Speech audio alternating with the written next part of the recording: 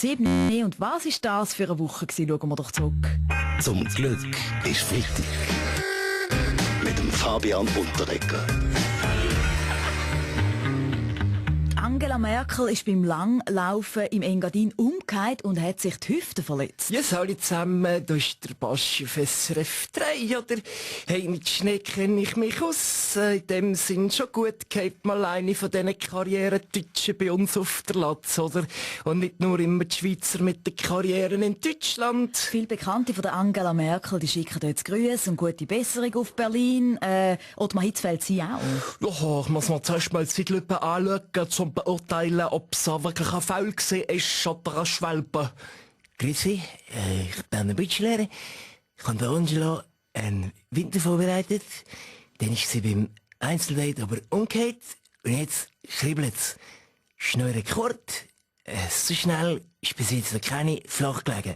Andere grosse Schlagzeilen diese Woche. Chaos bei der Coop-Bank, Kontoauszüge an die falschen Adressen verschickt worden. Ciao zusammen, ich bin's, der Blick am Morgen. Ich find's cool, wenn meine Nachbarn wissen, wie verdammt reich ich bin.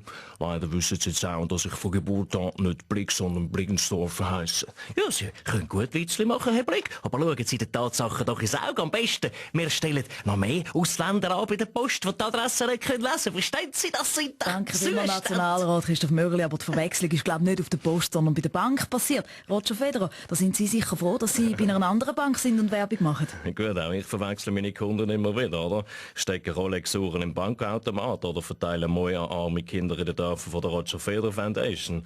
Oder im Moment verwechsle ich die Merke mit einer Lindor-Kugel. Auf jeden Fall hat Coop diese Woche in den Medien ziemlich aufs Dach bekommen wegen dem Lapsus. Was schreibt die Weltwoche zu dem Skandal, Roger Um was Köppel? geht's? Die linken Mainstream-Medien stellen eines mehr, alles falsch dar und alle schreiben es allen ab.